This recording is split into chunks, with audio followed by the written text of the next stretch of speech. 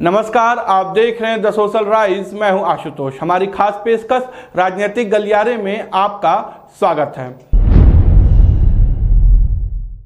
विपक्षी दलों ने मिलकर INDI का एक गठबंधन बनाया।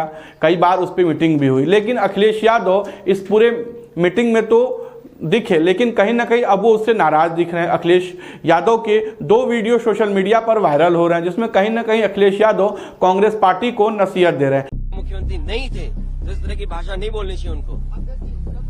और इसका मतलब ये हुआ कि आप दूसरे दलों को बेवकूफ बना रहे हैं आप बैठा करके। ये बीजेपी से मिले हुए लोग हैं, ये कांग्रेस के लोग बीजेपी से मिले हुए लोग हैं। ये जो बीजेपी से मिले हुए, देखिए अगर मुझे पता होता कि गठबंधन प्रदेश स्तर पे नहीं है तो मैं समाजवादी पार्टी के नेताओं को दिग्विजय सिंह जी के पास नहीं भेजता। अगर मुझे ये पता होता कि समाजवादी पार्टी को प्रदेश स्तर पे गठबंधन नहीं कर रहे हैं, मैं कमलनाथ जी के पास अपनी पार्टी के लोगों को नहीं भेजता। और मुझे ये भरोसा होता कि कांग्रेस पार्टी के लोग धोखा देंगे तो मैं उनकी बात पे भरोसा नहीं करता। मुझे बना लिया जो पीडीए की जरूरत पड़ गई सर। मेरे साथी पीडीए पहले बना, इंडिया बाद में बना। और उसके बाद मैंने कई मौकों पर कहा कि इंडिया गठबंधन जरूर है, लेकिन हमारी स्ट्रेटेजी पीडीए है और पीडीए ही एनडीए को हराएगा। जहां तक सवाल प्रदेश में जहां चुनाव हो रहे हैं, ये बात इंडिया गठबंधन को साफ कर देनी चाहिए थी कि प्रदेश स्तर पर कोई समझौता नहीं होगा।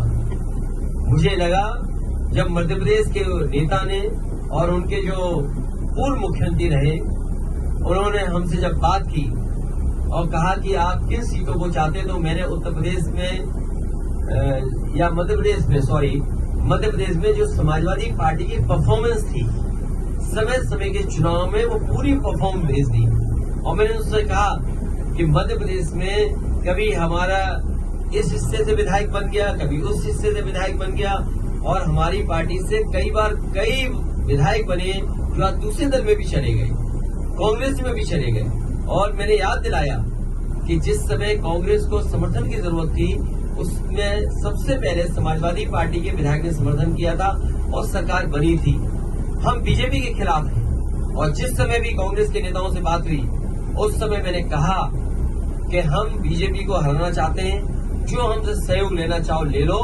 और उस समय उन्होंने बैठक करके रात में 1 बजे बैठ करके, जिसमें हमारी पार्टी के MLC रहे श्याम सुंदर जी, विधायक रहे दीपक, हमारे प्रदेश के अध्यक्ष, पार्टी के संगठन के डॉक्टर मनोज, इन लोगों ने बैठ करके कांग्रेस के वरिष्ठ नेता दोनों पूर्व मुख्यमंत्रियों से बात की।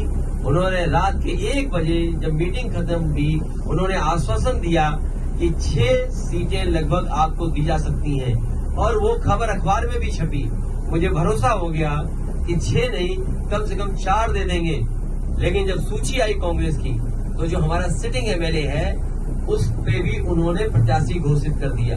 इसलिए मजबूरी में समाजवादियों को अपने जहां मजबूत क्षेत्र है, वहां पर कार्यकर्ताओं की भावना को समझते हुए हमें लड़ाना पड़ रहा है। मैं ये भरोसा दिलाता हूं कि समाजवादी पार्टी उन्हीं सीटों पे लड़ेगी जहां पार्टी का संगठन है, या संगठन उनको कहेगा हम बीजेपी को हराना चाहते हैं, उस लक्ष्य में हम लोग आगे बढ़ेंगे। और जहां तक सवाल है एक कांग्रेस नेता के बारे में, आजमगढ़ का रिश्ता समाजवादियों से बहुत गहरा है। अगर कोई आजमगढ़ पर टिप्पणी करेगा तो वो लोग भी सुनने के लिए तैयार रहे, या फिर सोच समझ करके बोले। अगर अपने बड़े नेताओं से पूछ करके बोल रहे हैं आप, तो बात अलग है।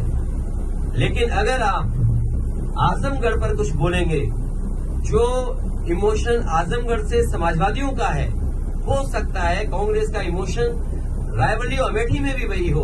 तो हम लोगों ने कभी टिप्पणी रायबरेली और अमेठी पे नहीं की, इसलिए उनको सावधान रहना चाहिए। आजमगढ़ जैसी जगह पर उसी तरह के इमोशन का भाव है, इसलिए टिप्पणी करने से पहले बहुत सोचना चाहिए। इंडिया गठबंधन अब मुझे पता लगा मध्य प्रदेश के बाद भारत के चुनाव के लिए है, इंडिया के चुनाव के लिए है, देश के चुनाव के लिए है। तो देश का चुनाव आएगा तब बात की जाएगी। और जिसको सीट चाहिए होगी या जिसपे बातचीत होगी, वो अलग प्लेटफॉर्म है।